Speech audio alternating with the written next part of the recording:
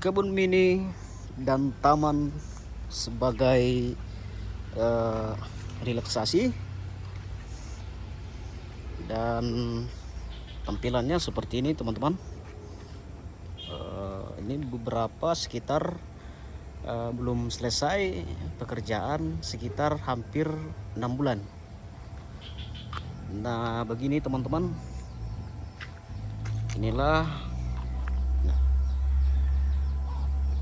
ini semacam peternakan, ada perikanan, dan kebun sayur-sayuran dan lain-lain. Nah, selagi ada waktu, agar tidak sia-sia, kita manfaatkan untuk kreatif, termasuk kreatif pangan mandiri teman-teman. Dan untuk tanaman ubi ada di sini di lahan sekitar 100 kali berapa ya, 100 kali 50. Kita bisa memanfaatkannya dengan produktif, menanam berbagai jenis tanaman untuk kebutuhan sehari-hari teman-teman. Ada tanaman pisang, pohon alpukat. Nah ini kemarin sudah kita panen beberapa buah.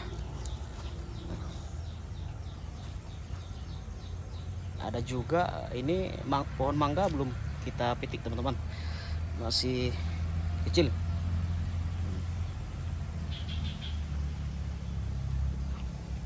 Selagi ada waktu, kita manfaatkan apa yang ada teman-teman.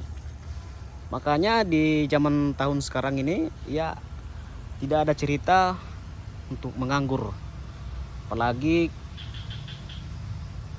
umur masih muda. Kita manfaatkanlah sebijak mungkin agar tidak sia-sia. Nah, selain pemandangannya sangat bagus, banyak tanaman-tanaman di sini yang tumbuh besar tinggi. Ada beberapa pohon manggis dan pemandangannya seperti ini teman-teman.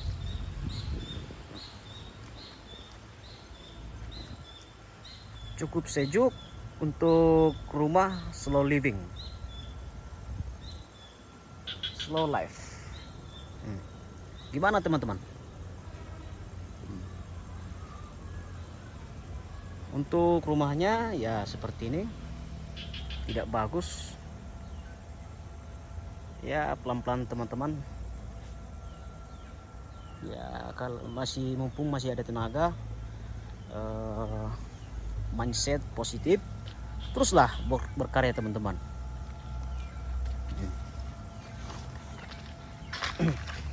Ya untuk tempat istirahatnya seperti ini, memandang ke arah sana cukup bagus, tidak seperti yang ada di tempat-tempat lain. Ada persawahan dan pemandangan yang bagus. Ini kita syukur alhamdulillah teman-teman, ada seperti ini tempatnya. Ya moga-moga lah teman-teman ada biaya untuk merenovasinya, agar nanti kita bisa mengupload bagaimana perkembangan kebun taman mini kita teman-teman. Ya seperti inilah teman-teman.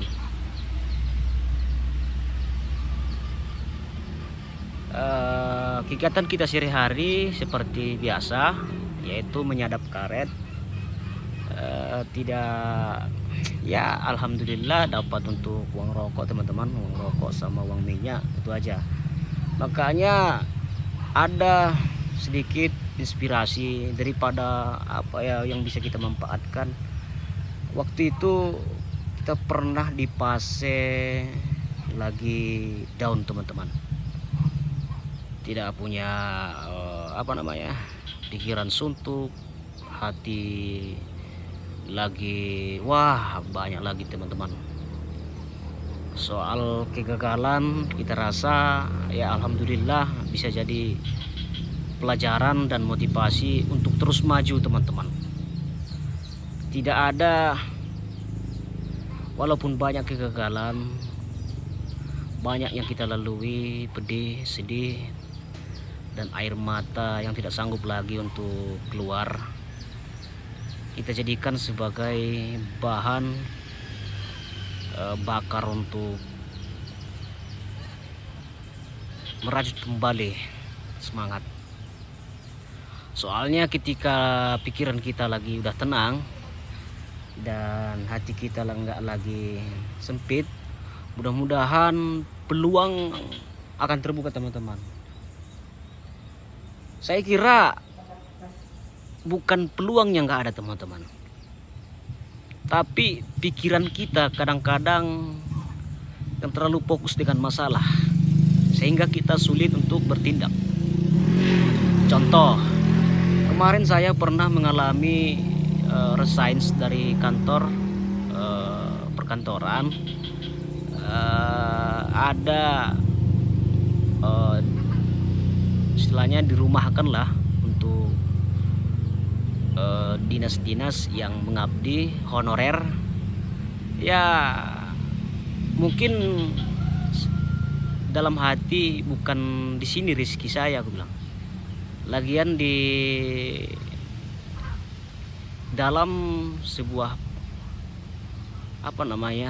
office lah ya, di perkantoran, saya rasa imajinasi saya tidak hidup teman-teman.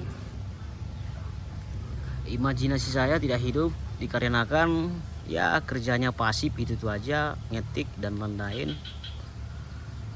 Dan walaupun ketika saya keluar dari sana, alhamdulillah ya ada sekitar 2 tahun lah ya mengalami depresi, cemas soal masa depan. Nggak mau kemana-mana teman-teman, yang ada di kamar terus, pusing. Kita nggak tahu lagi entah kemana lah ini. Ada lagi mau merantau pun umur udah nggak muda lagi, tenaga udah nggak muda lagi. Ya mudah-mudahan berkat yang maha kuasa, karena maha baiknya maha pencipta, kita dikasih petunjuk tenang. Makanya salah satu untuk agar rezeki kita mengalir ya dari ibadah teman-teman. Ibadah kunci teman-teman untuk menuju tenang, karena sholat itu adalah banyak sekali nikmat, rezeki yang paling besar itu teman-teman. Kadang seperti ini kita banyak sekali lupa kepada maha pencipta teman-teman. Kita banyak dikasih nikmat, banyak dikasih rezeki, malahan kita kurang bersyukur kepadanya teman-teman. Bahkan kalau kita hitung-hitung saja nikmatnya teman-teman, kita nggak bisa seperti menghitung pasir dalam lautan teman-teman. Bayangkan oleh teman-teman. Ya makanya alhamdulillah ketika pribadi kita lebih bijak dan tenang, karena menurut saya kegagalan itu bukan kegagalan. Kegagalan itu adalah suatu pendewasaan. Ketika dalam hidup kita manis terus teman-teman, apapun yang kita lakukan mudah terus dan tidak ada tantangan, di situ kita akan menjadi pribadi yang lemah teman-teman. Akibat apa? Akibat karena ya mental kita belum diuji, ketika kita terus mengalami keberhasilan tanpa kegagalan, ya otomatis suatu saat nanti mengalami kegagalan, yang ada kita depresi. Karena apa? Nggak sanggup mengalami keadaan yang tidak kita inginkan. Ya makanya proses semua dalam hidup ini adalah proses pendewasaan jiwa teman-teman. Apalagi menurut kata ustadz ataupun para kiai, kita hidup ini hanyalah sebuah menjalani saja. kita hanya sebatas wayang teman-teman, diperjalankan. Makanya ya jangan khawatir teman-teman, walaupun banyak tantangan soal ekonomi apa dia segala macam yang ada di luar sana. Moga-moga teman-teman gak usah cemas teman-teman. Tidak usah cemas akan masa yang akan datang. Tetaplah bergerak tipis-tipis. Itulah teman-teman. Sebab terkadang di sebuah kesulitan terdapat nikmat yang sangat besar teman-teman. Contoh kecil, ketika kita mendapat uang sekitar seandainya kita punya harta yang berlimpah teman-teman, dan kita dihidangkan segelas kopi hitam, dan di sampingnya disandingkan dengan makanan mewah dan minum mewah teman-teman. Alhasil teman-teman, walaupun banyak harta, walaupun banyak apa saja terhidang di meja, kalau tidak ditanamkan rasa syukur teman-teman, itu hambar rasanya teman-teman. Berbanding dengan minuman segelas kopi yang Allah hadirkan nikmat yang luar biasa teman-teman, sangat nikmat teman-teman. Itulah teman-teman kebijaksanaan Tuhan yang Maha Esa, Maha Adil, baiknya Maha Pencipta. Karena semua kepahitan bukan sebenarnya hukuman teman-teman. Dalam arti kita diajari untuk tetap bersyukur dan selalu ingat kepadanya teman-teman.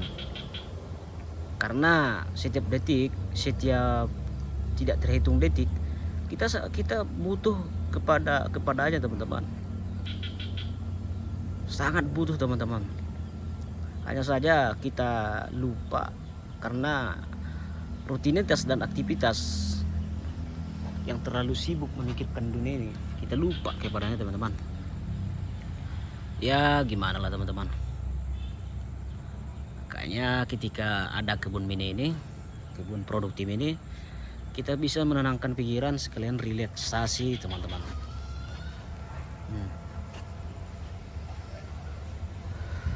Ya walaupun belum spektakuler tentang desain perkebunannya ini pun udah cukup teman-teman. Alhamdulillah sudah bisa bertanam-tanam walaupun tidak luas. Alhamdulillah bisa untuk mencukupi kebutuhan teman-teman. Seperti di sana ada juga ayam kampung. Teman-teman, ayam kampung kecil-kecil.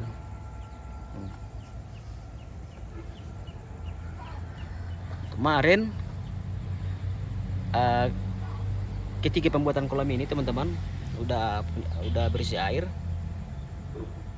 ya ayamnya kecemplung sekitar 2 ekor teman-teman. Dan apa yang terjadi teman-teman, kita dimarahi oleh orang tua kita. Wah, terus dimarahi habis-habisan karena sayang katanya 2 mati gara-gara kolam yang kita buat ini teman-teman. Kolam yang di sini ini